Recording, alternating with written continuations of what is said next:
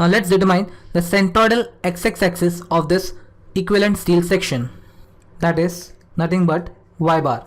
To determine the y bar of this equivalent steel section, we divide this section into two parts, part 1 which is of steel and part 2 which is steel equivalent of aluminium, and we also denote the centroidal x-axis axis of the two parts as x1 x1 and x2 x2, where y1 and y2 are the distance of the centroidal axis of each part from the bottommost part. y1 is equal to 200 by 2 equal to 100 mm and y2 is equal to 200 plus 100 by 2 equal to 250 mm. Now we know y bar is given by the formula a1 y1 plus a2 y2 upon a1 plus a2, where a1 and a2 are cross-sectional area of part 1 and part 2. So upon substituting the values for part 1 and part 2, we have a1 is 75 into 200 into 100 plus a2 is 25 into 100 into 250, the whole upon 75 into 200, which is a1, plus 25 into 100, which is a2. So upon solving this, we get the value of y bar as 121.4 mm. So we represent the centroidal x-axis axis of this equivalent steel section, which is at a distance y bar equal to 121.4 mm from the bottommost part. Now this centroidal axis is also the neutral axis of the composite section. We see that the centroidal axis of equivalent steel section, which is also the neutral axis, passes through steel part of original composite section.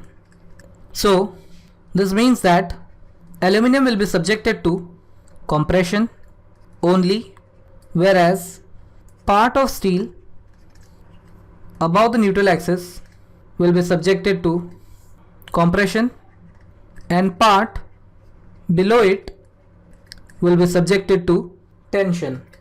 We see that this whole part of steel, which is equivalent of aluminum, will be subjected to compression, whereas part of steel above the neutral axis of the section will be subjected to compression and this part will be subjected to tension.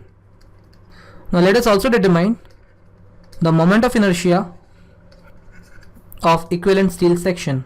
The moment of inertia I of the section is given as Ixx of 1 plus Ixx of 2. Now here we see, since the centroidal axis of each of the part 1 and 2 does not pass through the centroidal axis of this equivalent steel section, we need to apply the parallel axis theorem. So Ixx1 will be BD cube by 12 plus A into y bar minus y1 the whole square. This is for part 1, and Ixx2 will be BD cube by 12 plus area into y2 minus y bar the whole square. This is for part 2. So upon substituting the values, we have for part 1 BD cube is 75 into 200 cube by 12 plus area A1 is 75 into 200, y bar minus y1 the whole square is 121.4 minus 100 square.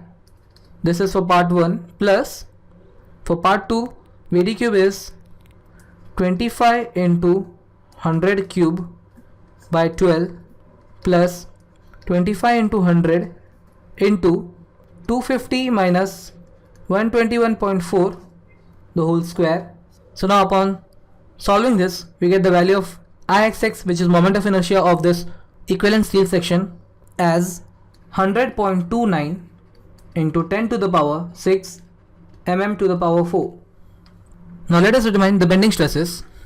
We know maximum bending moment Bm max is equal to moment of resistance of the composite section. Now this moment of resistance of composite section is also equal to the moment of resistance of equivalent steel section. So we can write Bm max is equal to moment of resistance of equivalent steel section is given as sigma max by y max into Ixx, where Ixx is a centroidal x-axis of this equivalent steel section.